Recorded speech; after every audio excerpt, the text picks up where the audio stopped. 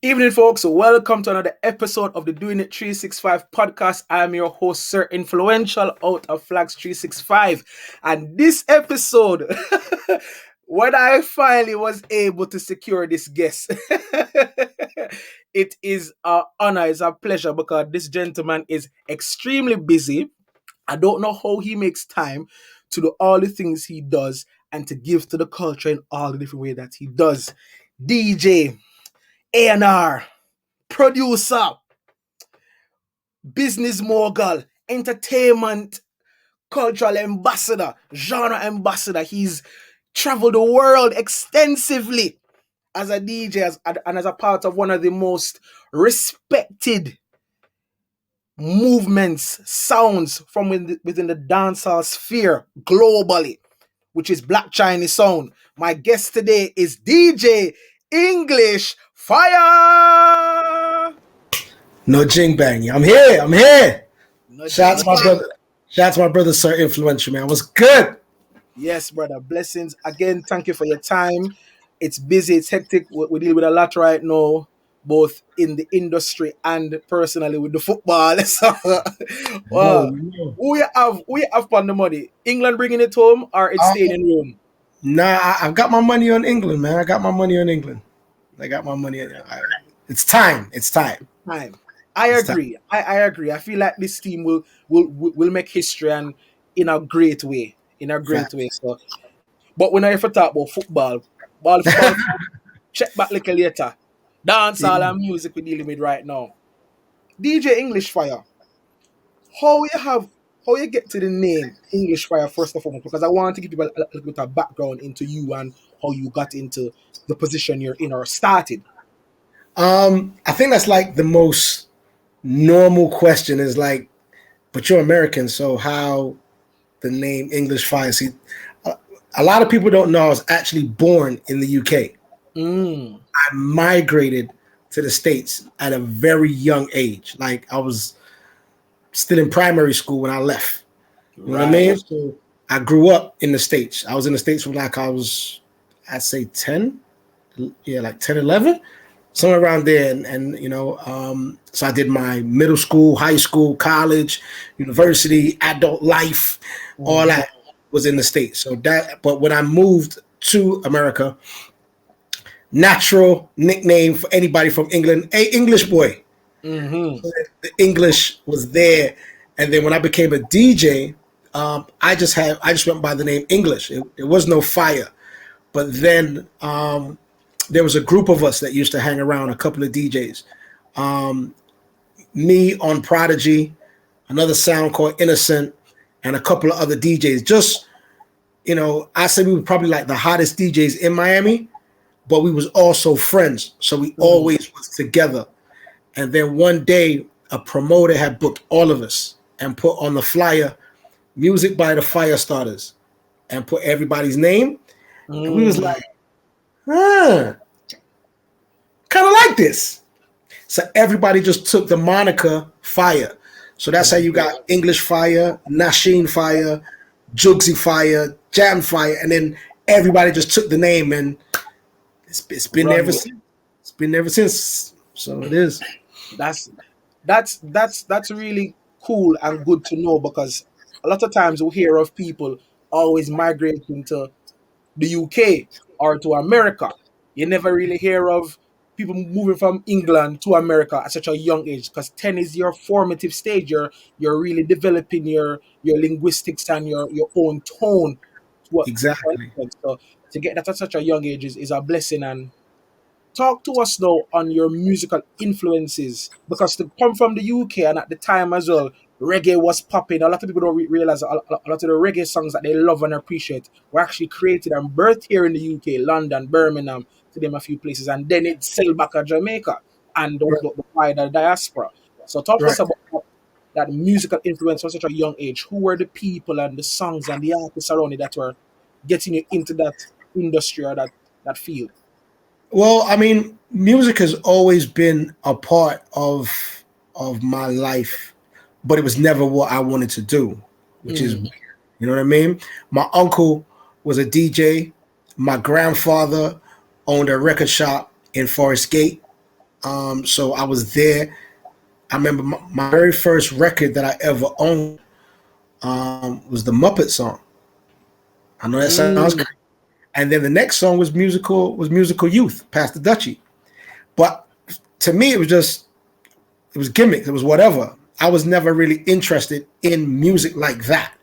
You know what I mean? I was the typical young English kid growing up, football and those things. You know what I mean? And mm. my mom at the time was a computer operator, so she got me my first computer, and I was like, I'm gonna follow in my mom's footsteps and pursue computers. Like music, as much as it was a part of me, it was never something that I really thought I was gonna take as my career. I didn't really get into that until I was like 16. Right.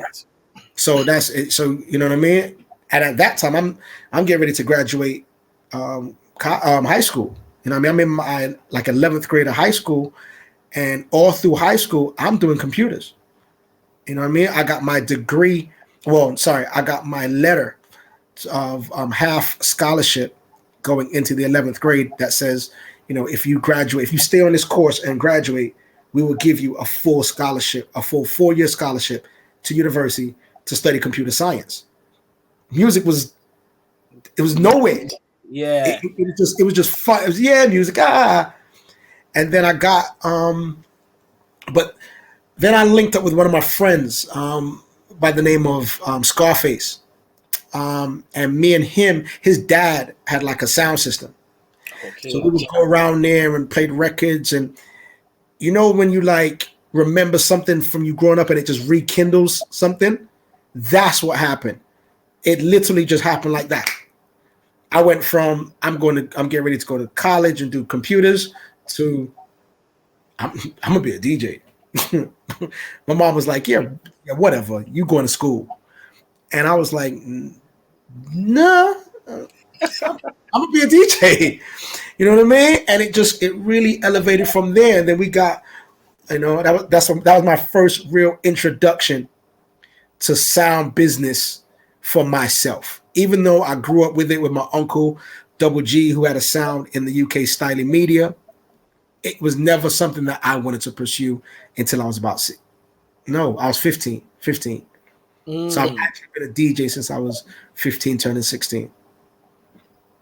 Decades and more, man. That's foundation, legacy, history. And Yeah. it's so funny because you hear it, it's not, it's almost cliche, but it's not cliche when you hear your parents say, yo, this is the part that you're on. So I know you're not gonna switch now because especially after getting that letter, everything pattern, scholarship, quick, Yeah. 4 years quick thing come out, and Yeah. that's at the cusp of the internet era, everything. So everything is just in your favor right now. You probably be the next. You could have been the Bill Gates. Exactly. Like You could have been the, the funny thing is, like I still went to school. I still did my computer course. I still went to university and did that. You know what I mean? Which is kind of what made me respect the game a little bit more. Mm, I was never like I respect to any DJ that was a DJ from young and just did that. But I went to school, like I graduated. I did the university thing. I did it. You know what I mean? And I didn't do it just to do it. I did it to have something that, God forbid, the music thing didn't work out for me. I have a very formidable lifestyle choice that I've made, and I have this degree, and I have these things that I could fall back on, mm, and also involve myself in that I was already involved in. So I had some sort of compassion towards it and will to do it. You know what I mean? yeah, wicked. Talk about the sound systems in America now because you started your journey in America really and truly, but you Yeah. have the connection in the UK. What were the sound systems doing in America that was different at all to the UK at that time? It's night and day, literally night and day. I went from in the UK, the little house parties that go to like 7 in the morning, Hmm. where you're in the house but you're 9, and you can hear this noise, and then you come downstairs. Mm, the whole room, and you're the little kid in the. That's what I came from. You know what I Yeah. mean? I'm hearing rare groove and lovers rock, and I'm hearing that type of music. I get to the states, and and we moved to Miami, and it's fast paced, and it's dancehall, and it's Beanie and Bounty Killer, and it's dancehall, and I'm like, wait, what? What's this? So it took me, I when I landed, I really just engulfed myself in where I was. Like I really just went like jumped in the deep end, full fledged. I didn't tiptoe in. I jumped in it. So I got immersed into dancehall. I got immersed into the Miami style of hip hop. I got immersed into everything that America was from the minute I got there. You know what I mean? My accent changed like that. Mm. Because remember, when I migrated, I was still honing my voice, my vocal tone. So even though I had an English accent, I was still picking up slang words. And the Right. minute I get there, all those slang words have changed. So I've now gone there. That's why as long as I've been here, my accent will never change back. And people like, and I'm like, I'm not putting it on. It is what Just it is. what it's just what it is. Yeah. Yeah, I can't check. This is what I grew up in. So the dancehall scene was so high paced and so different, and the sound systems was like more DJs and like sound clash, hardcore sound clash, and this was all new to me. You know what I Mhm. mean?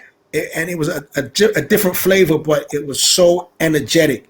It was so full of life. It was so vibrant, so colorful, and I was like, yeah, this is it. This is me. This is me. When we look at the history of dancehall, and you mentioned some icons already, Beanie and Bounty. What were the songs at that time that for you make you say, yeah, this is it. This music is, and me, we're like this now, because it's crazy how the genres are digested Yeah, even in America, because in Miami, how they take on and absorb dancehall is different to how they do it in Atlanta, to Chicago, to New York as well, yeah, facts. in Philadelphia. So how was that at that time? And then when did you notice the change? Um, like one of my first sections of music that I was like, yeah, this is was when Butcher released his Stamina Daddy album. And me a the stamina daddy, no for the girl pick a nigga and every sexy but the girl for you. And come on. I was like, stood at the road. I was like, yes, man. Mm-hmm. You know what I mean? I was like, this is life. You know what I Mm-hmm. mean? So for me, I was just like, yeah, this is everything. Like I listened to that so much and tried to emulate it so much that my friends used to see me and be like, yo, Mr. Mention, which was Butcher's name on the album, Mr. Yeah. Mention. So, that was the turning point for me. That was when I really got fully, this is what I'm doing. Like, I Mm-hmm. like this, and that's the same time that I linked up with Scarface and I linked up with the sound, my very first sound that I joined, which was called Genesis. And I joined that at, yeah, 15. I was young. Young. Mm. I didn't know what I was doing. I had no clue.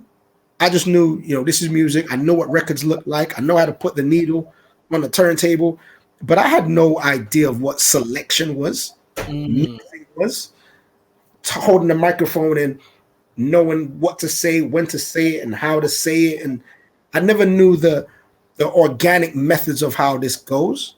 You know what I mean? But I just knew that I had an inside flame that was always there that I dismissed because I wanted to pursue a different flame. But Right. that flame was always there.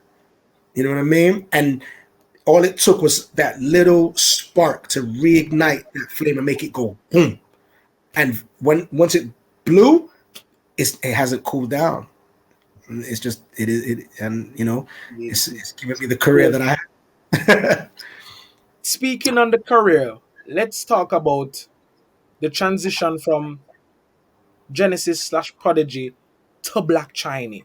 How did that come about, and what were you doing at the time, and how many places had you traveled to make you say, you know what, it's time for the level up? Um, well, I was on Genesis for a little while. Um, I left Genesis, and the funny thing is, I my cousin is a DJ as well and he was living in New York. His name is Al Pacino, and he played a sound called Delta Force. Now, Delta Force was a what they would say is a big sound. Like he was clashing with Gyro and Bass Odyssey, and so he was big leads. Mm-hmm. He was having a clash in New York, him and Gyro in New York, and I was like, oh, I'm gonna go to the clash. I'm gonna go see my cousin and go see the clash. Mm-hmm. I went to New York, and I was like, while I'm there, I'm gonna voice some dubs for Genesis. All right, this is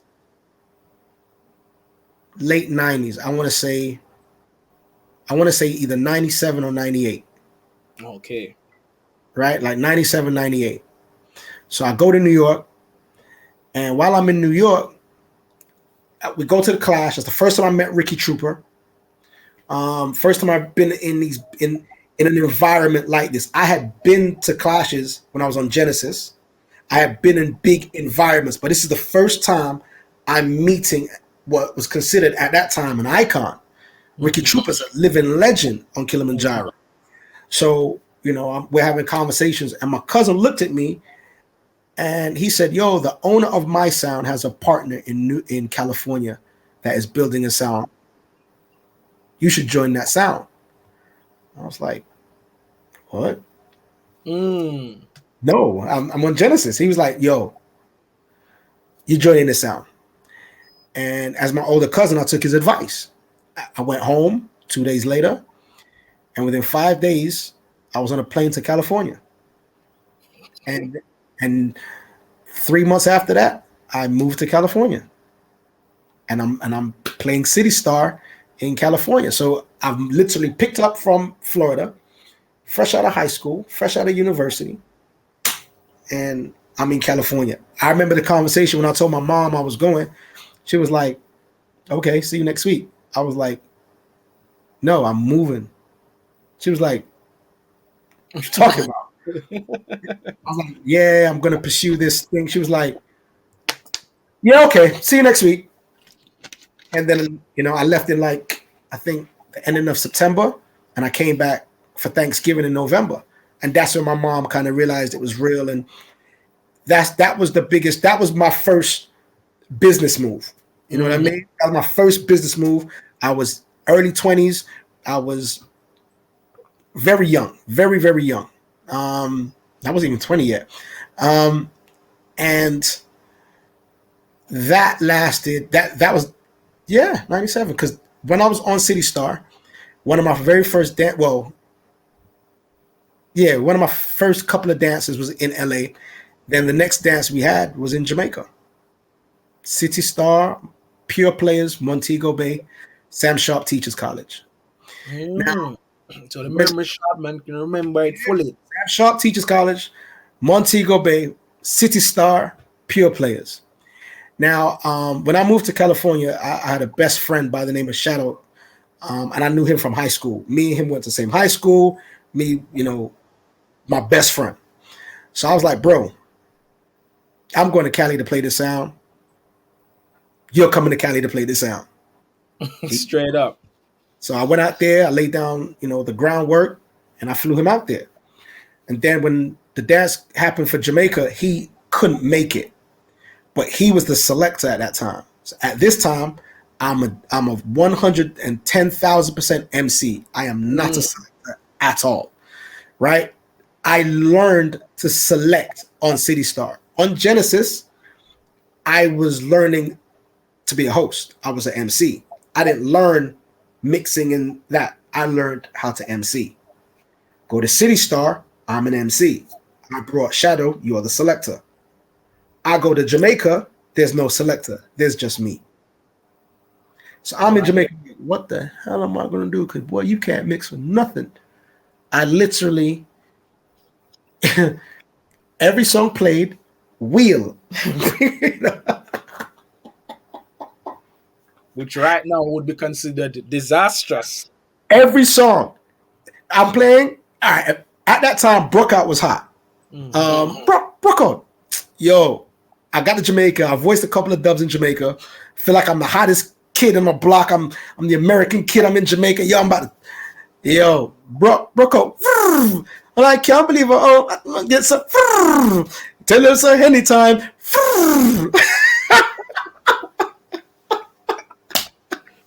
Yo, Yo, every so, but I had the hottest rhythm on dub at the time, so I'm mashing up the place with the dubs, right?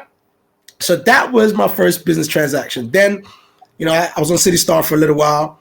Me and the owner of the sound had a disagreement, and at the time we was having the disagreement, me and Killer, I had gone back to Florida now, so I'm Florida, California. So 2 months in Florida, 5 months California, 2 months Florida. I'm doing that now.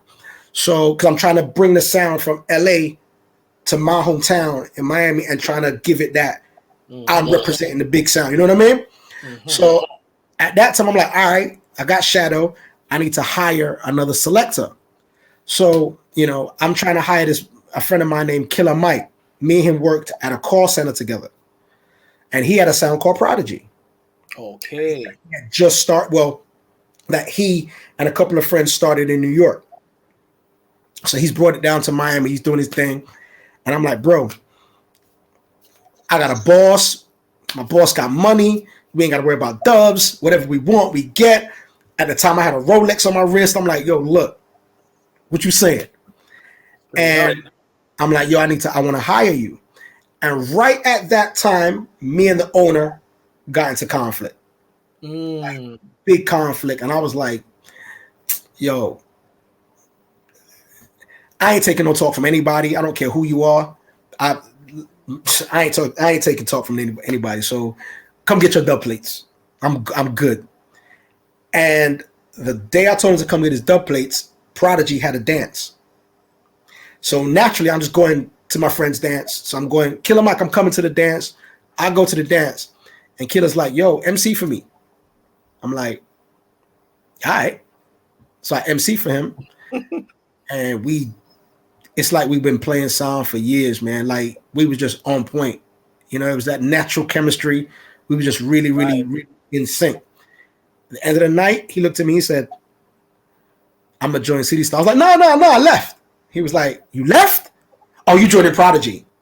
I was on Prodigy that day. And I stayed on Prodigy and that was 1999.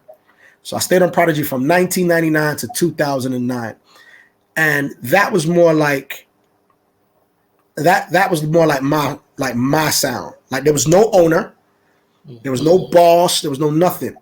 When I joined the sound, it was just Killer Mike spending most of the money, and then me and him started spending most of the money. You know what I mean? So it became every member was like a part owner of that sound. Like you guys took stock of your own. You know what I mean? Yes. A year later, Shadow, my best friend, left City Star as well, and he joined Prodigy. So now we all became that Prodigy family. So at that time, Prodigy is the hottest sound in Miami, bro. Throughout the years when I joined it, me, Killer Mike, Shadow, we really made that sound the hottest sound in Miami. The only other sound that you would say was either hotter or equivalent was when Black Chinese was formulated a year later. I joined Prodigy in 1999. Black Chinese formed in 2000. So Black Chinese formed in 2000 and didn't get a real rise to fame until about 2002. That's when what's the name of the rhythm again? What they got? It's amazing. That was their claim. You know what I mean? The start of Fully Loaded, that was their claim. So, but we all from the same town, so we know each other. But Prodigy still, we hot. You know what I mean? I was going to Atlanta every month.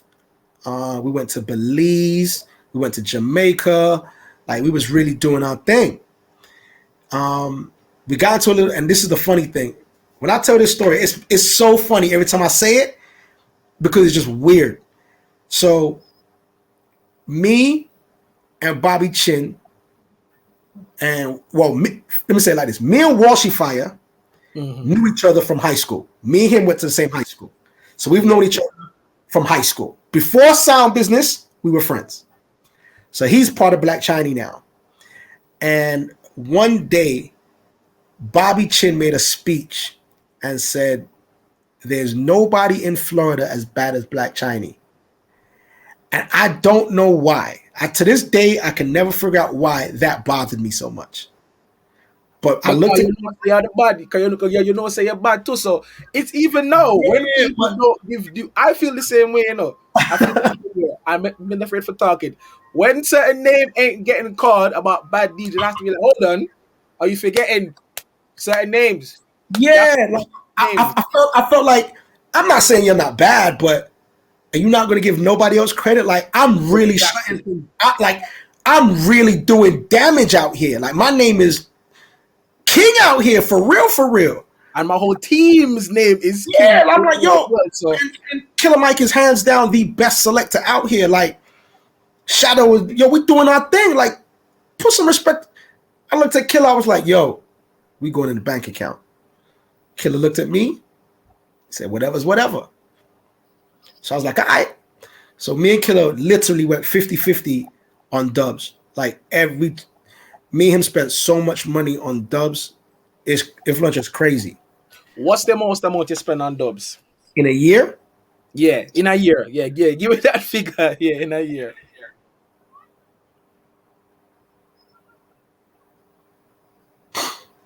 we spent Five three. thousand. I spent 3 in one day. 3 grand in one day on dubs. Yeah. Yeah, all right, cool. Yeah. I That's spent somebody's monthly me. wage, you know. That's Spent 3 somebody's grand. monthly wage. Yeah, we spent 3 grand. Me and Killer spent 3 grand one day. I'll never forget that. Morgan Heritage, we was like Morgan Heritage, Ken Booth, and like Marcy Griffiths. Yeah, 3 stacks one day. Ooh. Yeah. We voiced Baby Sham. That was a grand. We voiced. Yeah, yeah, yeah, You have to think about it. Realistically, when it's still a lot of money now, but to make it seem more to show you because that was them times, which is a lot of money then. So yeah, compare that to now. That's like spending like 10 grand on dubs now. Like yeah. crazy. You gotta think now. When we did this, I'm I'm I'm in my early 20s. I'm not selling drugs. I'm not hustling. This is like I literally took our 9 to 5. This is Killer. How much you get paid? You got a grand? Okay, I got a grand. So what? We're not doing no bills, right? We getting dubs, right? He's like, yeah, our bills gotta wait. And Straight up. we got dubs. Like that's the kind of movement we was on. And I went and I dissed Black Chinese.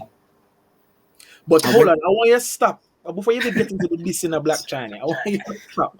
And I want people watching right now, the young up and coming DJs, creatives, hosts, MCs, DJ groups, to understand what you just said a while ago.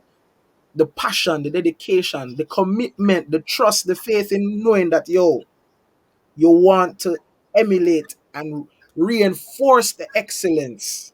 So you're willing to put bills on the line, bills on hold, and say, yeah, we're gonna spend a grand each. Right now, if you ask some DJ if you spend £50 for travel to the beach, they might look at me like you're an idiot. Why me?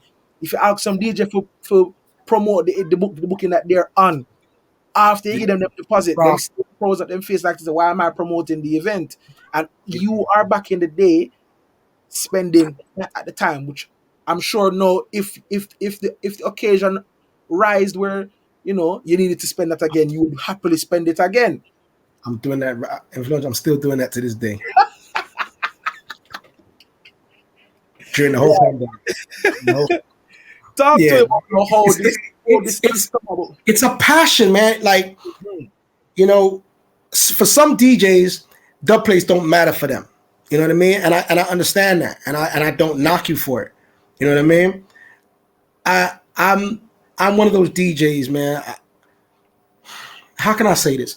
I never really got guidance and help from an older DJ, not even from my uncle or from my cousin. There was no guidance of, yo, this is how you should do this. This is what comes along with this.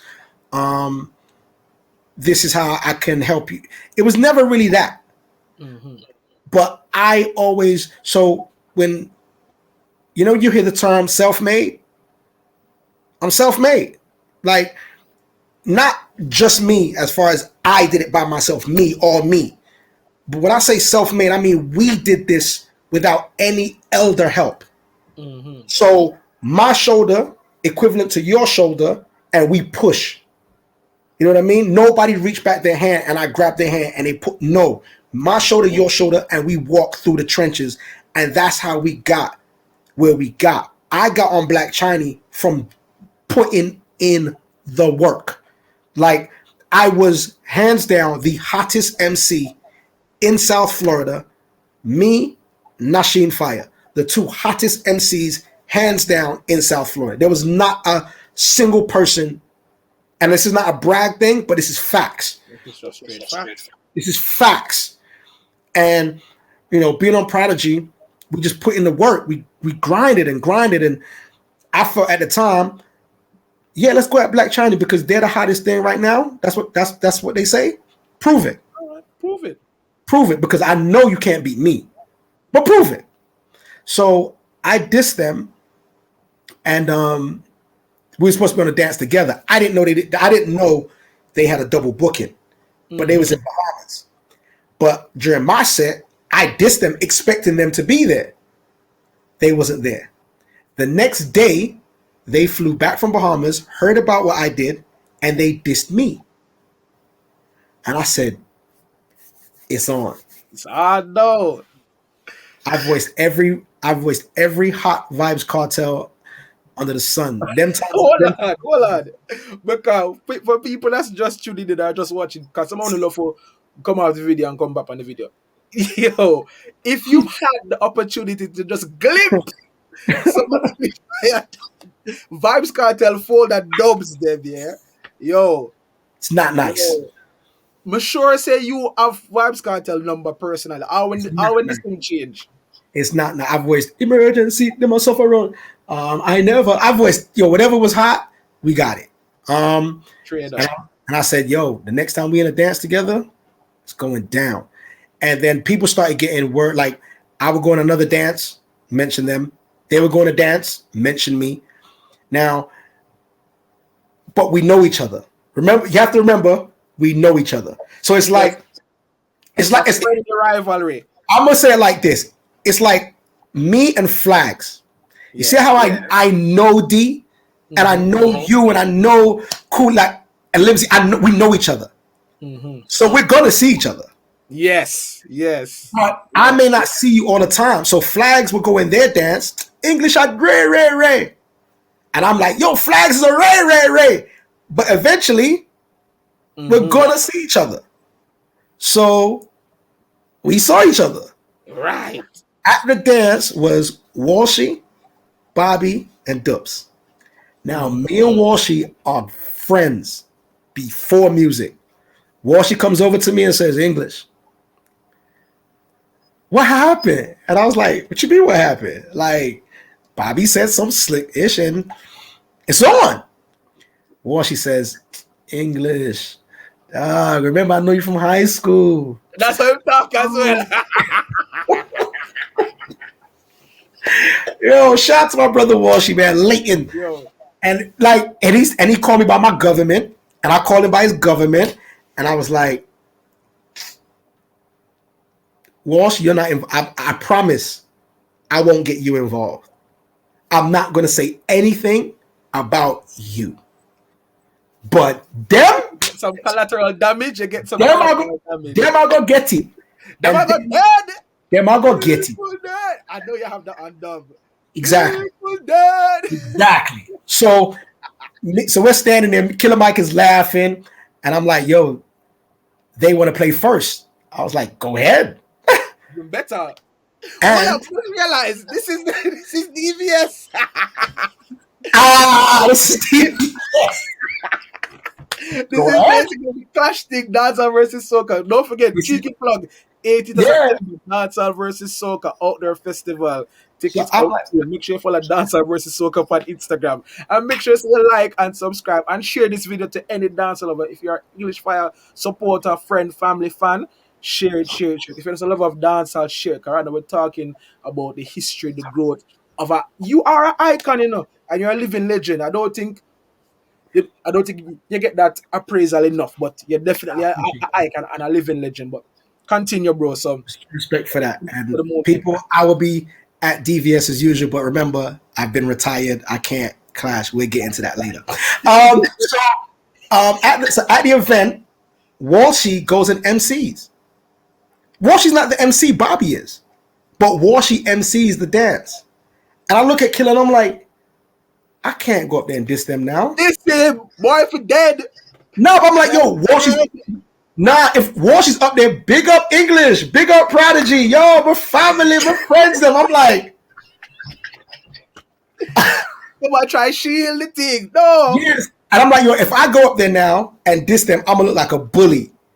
So I went up there and I was like, yo, all right, cool. And from then, it was squashed. So a couple of minutes, we played another dance together, and we was on guard, but nothing happened. And then it's like it never happened, right? So we're all friends again, buddy, pow pow, yeah. So then I feel like at any job that you work, you start if you start like at an entry level and you build the company up, there's only a certain place you can go before you hit that roof, and you're thinking to yourself, do I go for another challenge, or do I stay at this roof? Mm-hmm. And the only other option would be break the roof and start a whole new bigger business together. And at the time, I felt like I was at that roof. Right. You know what I mean? So again, I'm easily the nicest MC, in Florida at the time. So Black China approached me and they say, English, would you like to join? And I was like, nah. I'm on Prodigy. I'm good. Nah. Thank you, but it's all love. But nah. Then we had a dance, and a friend of mine named Wizard was the promoter and good friends with Bobby. And Wizard comes over to me and with Bobby and says, yo, English, I think you should join Prodigy. I think you should join Black China. I was like, what y'all talking about, man? Like, this looks like a group up thing. What happened? What happened? And Bobby was like, yeah, man, you're vagina song, dog. And I'm like, well, he's like, yo, y'all go out on Prodigy, but Black China are worldwide song. And this is about 2009 at this time. He's like, yo, we're global and we are locked the globe. And it was undeniable because they were. Stop a minute now, because I need to. We have to talk about that little aspect there. So, how did Black China become the global sound? What did Black China do that Prodigy, Delta Force, Bayside, this is a global sound too, but other big sounds that were just as big, if not bigger than Black China at their start and at their epitome, how comes they didn't become global sounds and break through the ceiling, as you say? All right, so let me give you a little secret. DJ Khaled. Hey yo, yellow. DJ Khaled, yellow. Those were done by Dubs. Mm-hmm. Those remixes that Khaled was playing at Fully Loaded and those were done by Dubs. Super Dubs did those remixes. So when Black China did those remixes and then became Black China, they had already started to revolutionize sound business. They was the ones that made mix CDs this way popular, because mix CDs were popular before, but not like this. They were the ones that infused hip hop and dancehall, and then had some crazy ideas where they'll put 3 dancehall songs with a hip hop song and these little skits where Bobby's calling up Chinese restaurants and saying, "Can I speak to Wang Fu? Wang Mm-hmm. Fu? Wang Fu, you!" And then Elephant Man, Wang. And it was dope. That was the beginning of something brand new, and it Mm-hmm. revolutionized the dancehall fraternity. And it Yeah. was Black Chinese, and that took them to Fully Loaded. Then when they went to Fully Loaded, and they was cutting the dubs for like the Bujo, crazy folk, we get Sharon Burke this year, and Sharon Burke send me my money, and if you don't have my money, you better send on Ashanti. Like that was never done before, Mm. and it was that took Black Chinese from a household name to a global household icon, where the Black Chinese name is on the wall of fame, on the sound system wall of fame, where Mm-hmm. Stone Love, Kilimanjaro, Renaissance, all these names that are on this sound system hall of fame, Black Chinese name is there. And Black Chinese did this in 8 years.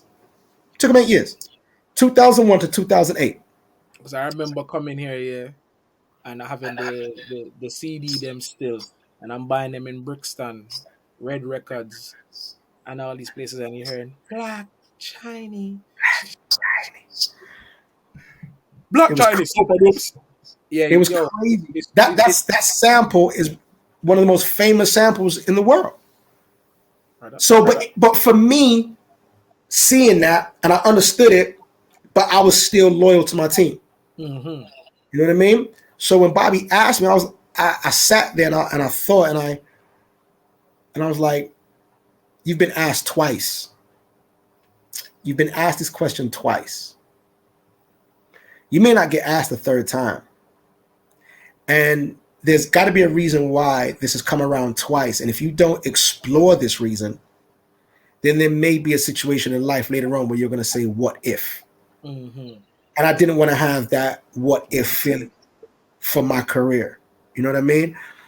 I thought that this was a great time for me to enhance and advance my career.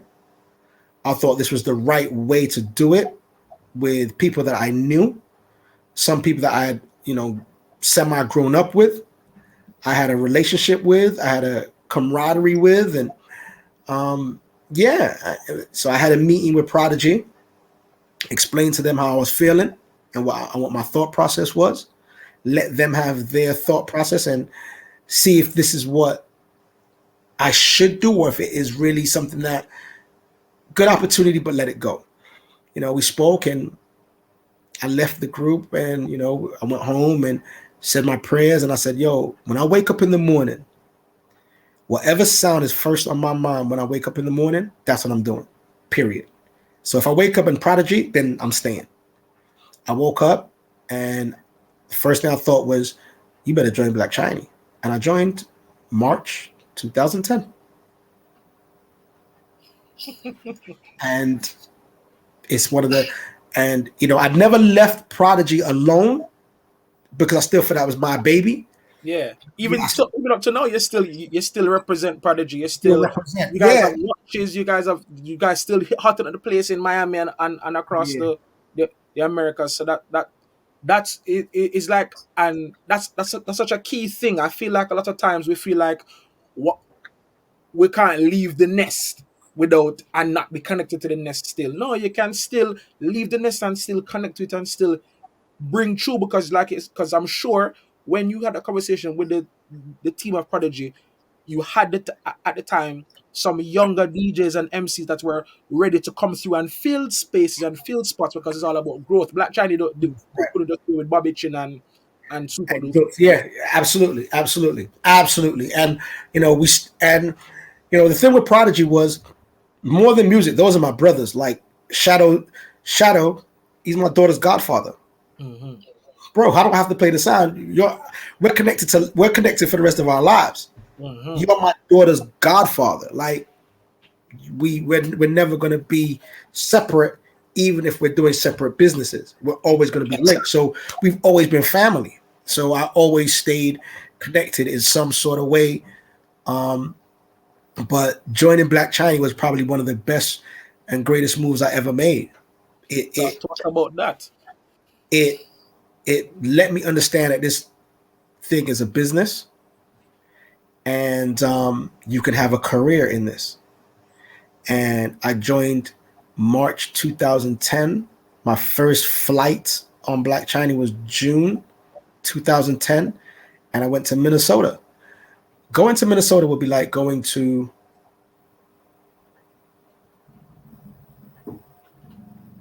North, like Norwich, Mm. like the most Caucasian area. I was That's like, I was like, why are we going here? Who they listen to dancehall here?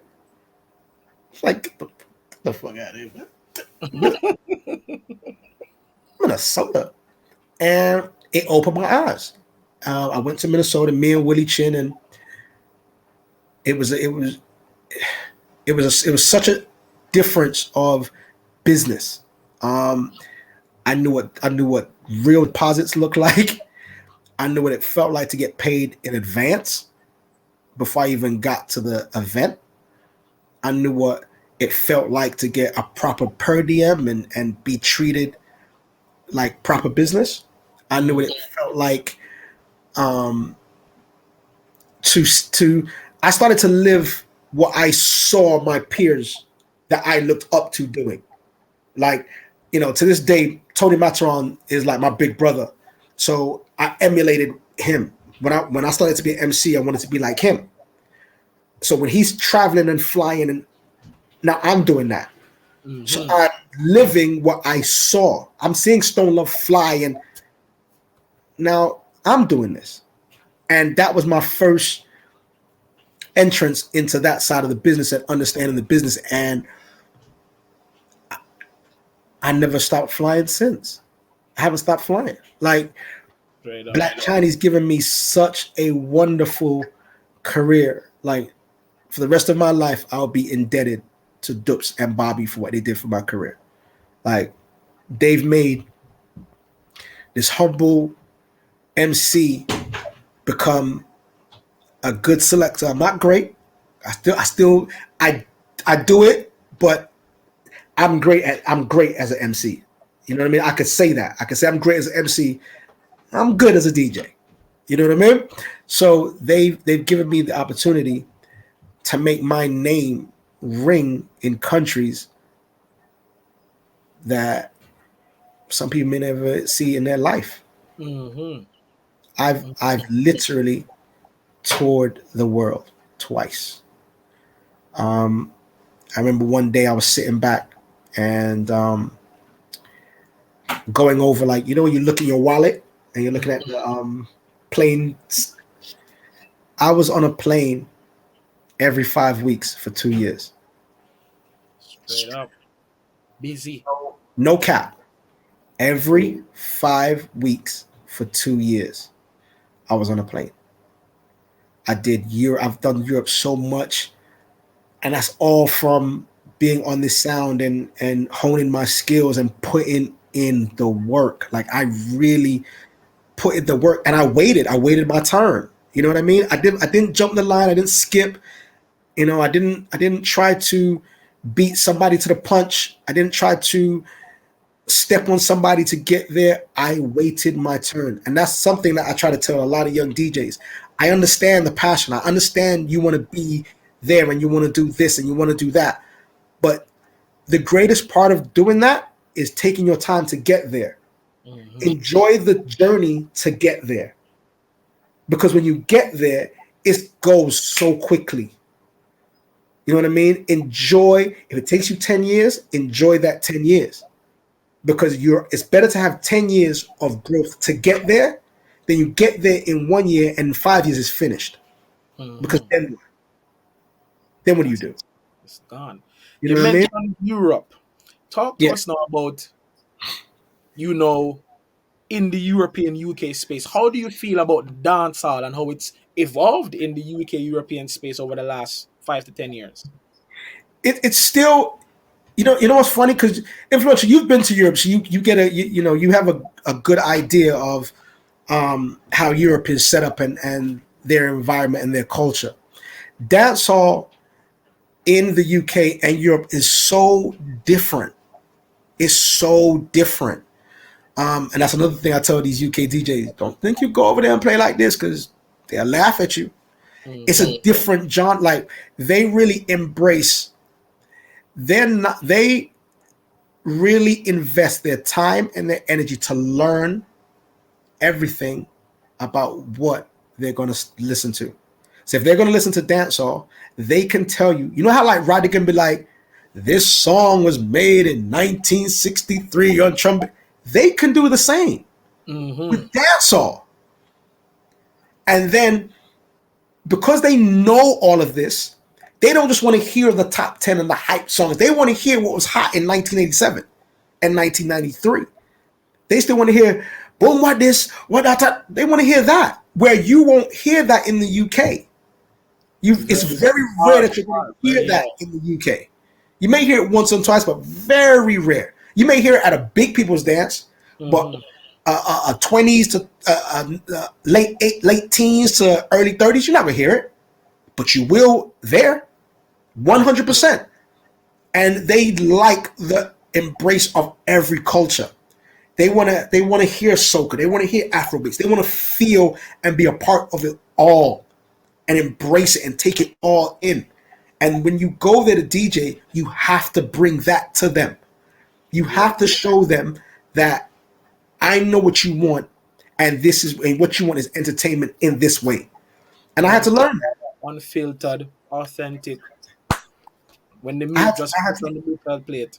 Mm-hmm. I had to learn that. I had to learn that. And again, that takes time. That takes, numerous times going there and understanding that this is not like Florida. It's not like UK, and it's not like Jamaica. What you think is hot in the UK don't have no weight here. It doesn't have no weight in France. There's other songs that are mushing up France that you're like, when did conscience Definitely France. when did conscience do that song? Like I found myself What saying, remix is this? bro, let me get that remix. Like, and the funny thing is, they'll be looking at you like, you don't have this, and I'm like, they don't listen to that there. You know what I Mhm. mean? So that's one of the biggest differences. They really, really embrace their culture, and they like to party. They're not the stand around and yeah, man, don't know. No, Easy they boss. they are energetic. They are lively. When they come out, they want to sweat and they want to have a great time. They want their clothes to be messy, their hair to be messy. They want to dance from the walk in to the minute they walk out. They want to be dancing and having a great time. And it's a wonderful, wonderful feeling. I love Europe. You know what I mean? I've been blessed to play it. Like even when I got my first booking in Finland, I was like, Finland. I Yeah. went to like I went to like Joensuu, Finland. That's on the borderline of Russia.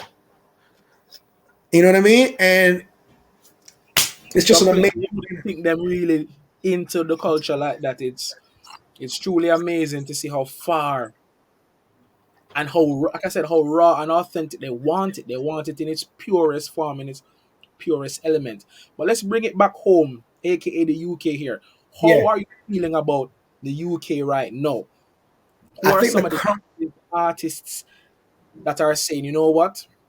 You guys can work in Jamaica or you can work in America now as an artist or a DJ because you can bring that energy, that performance, that charisma that is so appreciated in those markets. I think the pandemic was a gift and a curse. You know what I mean? It was definitely hurtful for the industry as a whole, but the emergence that I'm seeing in these artists and the work that they have decided to put in and that they're really putting in right now is such a breath of fresh air. I'm loving it. I'm loving what I'm seeing from Shanty Force. I'm loving what I'm seeing from Big Zeeks. I'm loving what I'm seeing from Styler British, Ricardo Royale, Lord God. I'm loving the emergence of the females. Miss CC, Bandy, CC Foster, Miss Bandy's absolutely amazing. Lady Danger, Lady Indie, Danger, Trey Blue, Indy's amazing. Shorty Shan, Little yo, Quiche. I'm loving what the pandemic, and I could be wrong, but I believe the pandemic has done this.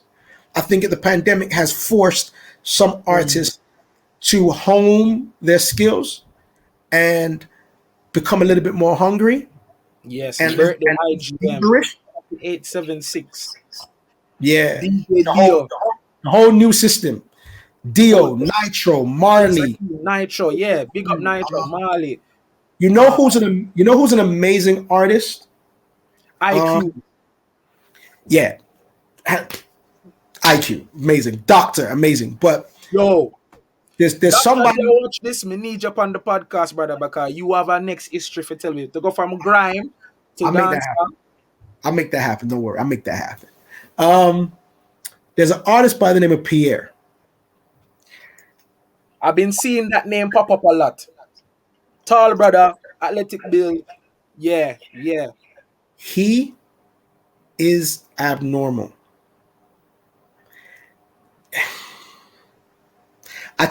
You know, being blessed to be in the industry so long as I have and seeing things, you know, I've been around a lot. You know what I mean? I've been around a lot of A&Rs, and I don't have all the answers. I don't have all the knowledge. I would never claim to, but I do have a lot of knowledge.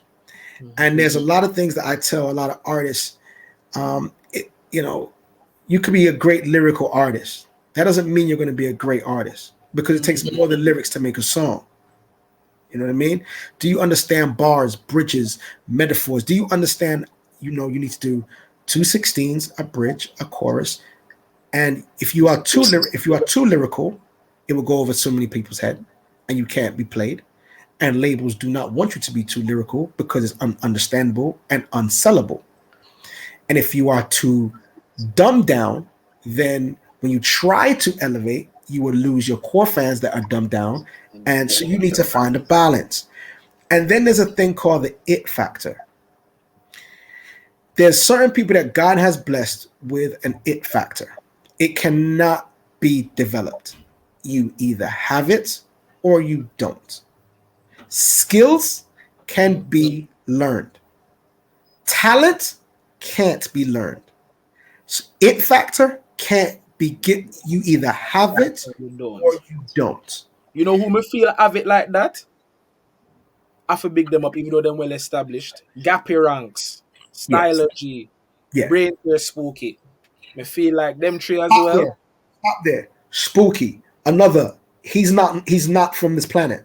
Yo, different. I want you he he's not You know from when I Earth. realize when I came to the UK versus, a big up you with and the whole of Star Point entertainment that no Jing Bang UK versus that Yeah. was a wicked move as well. So people check it out. The links will be in the description box below as well for all the pages, the YouTube link to watch it back. And shouts out to the whole No Jing Bang team as well. Chris Diamond from America and the whole Diamond family in New Yeah. York. Big My up on business yourself. partner. Mm-hmm. So But Pierre, I saw Pierre a couple of times. I fresh face to me, new one like I didn't know who he was. And again, the pandemic, this is the gift part. But I've seen him perform. Then I saw him on Starpoint Cypher, which is yet to be released.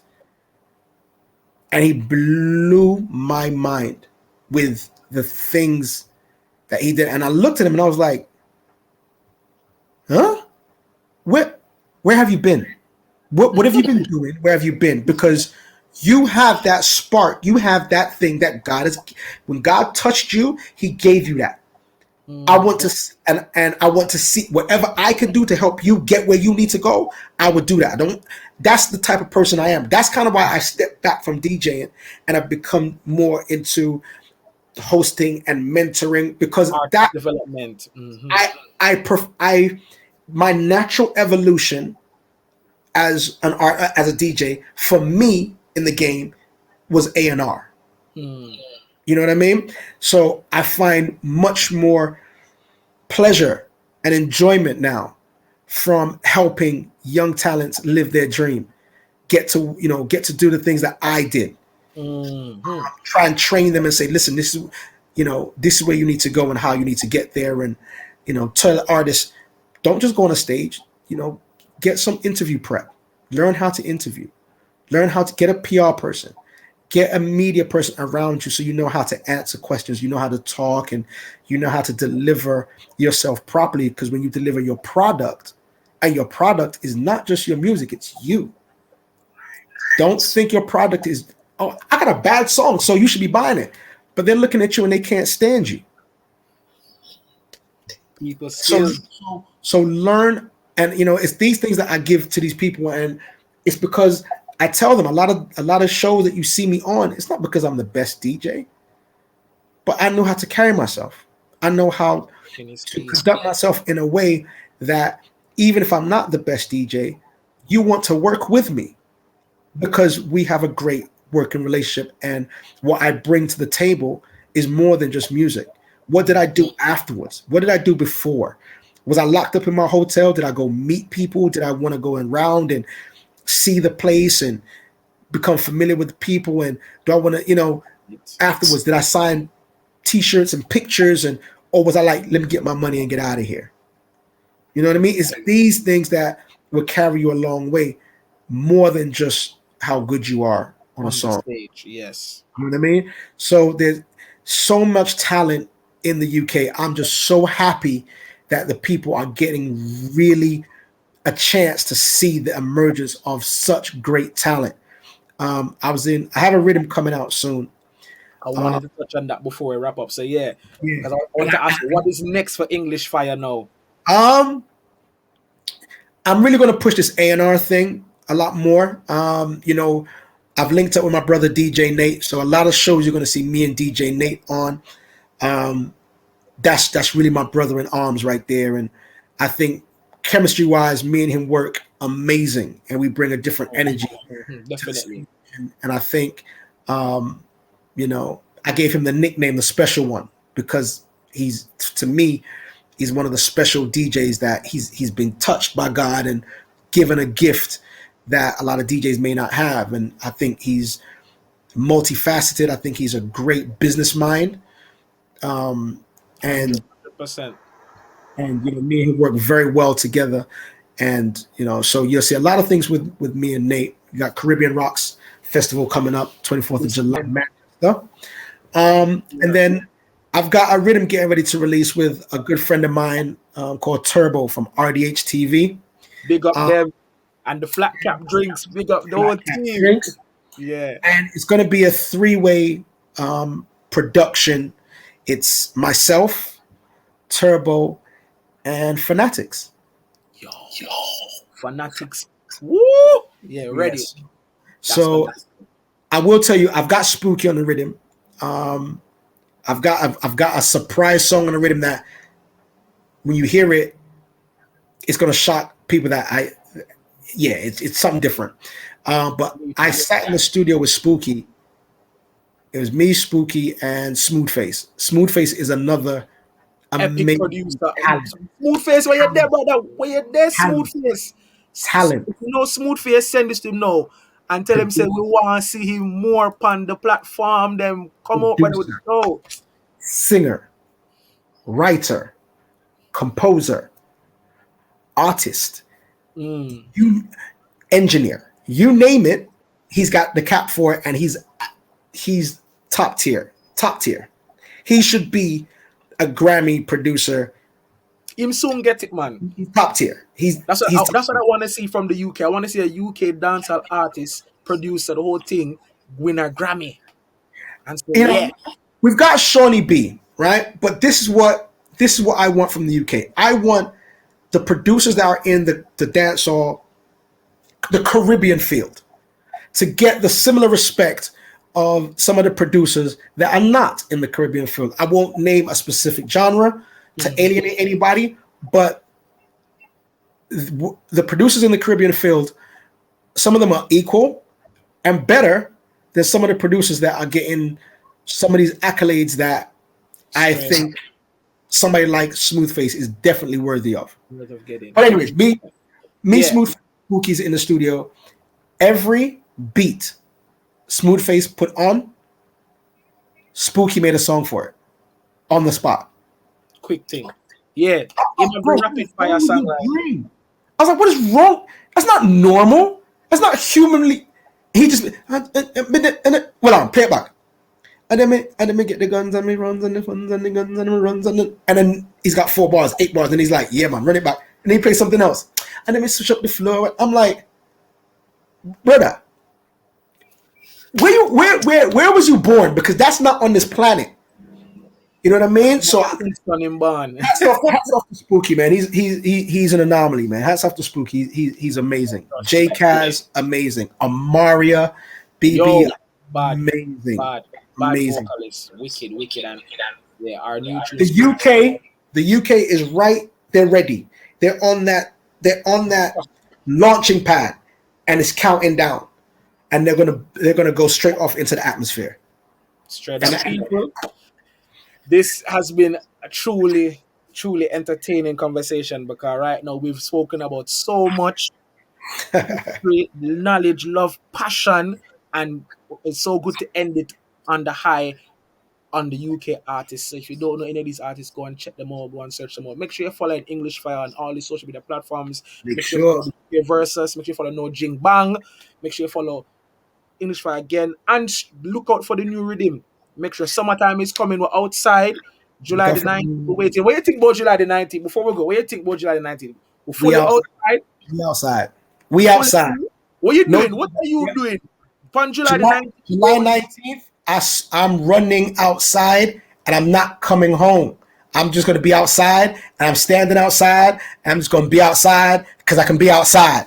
I'm gonna be outside. Straight up. I love that, bro. I feel the same way. I feel it's time. We've waited 2 years, and What influential? What more do they want to take? They took away Coronet, and now they want to take outside as well. Like I can't lose anymore. Okay, I'm done. We're done. What's called influential? English Fire. It's been a pleasure, bro. Thank you very much. Thank Love you, and man. respect, and I see you on the outside, bro. Love, respect, no jing bang. I'm out.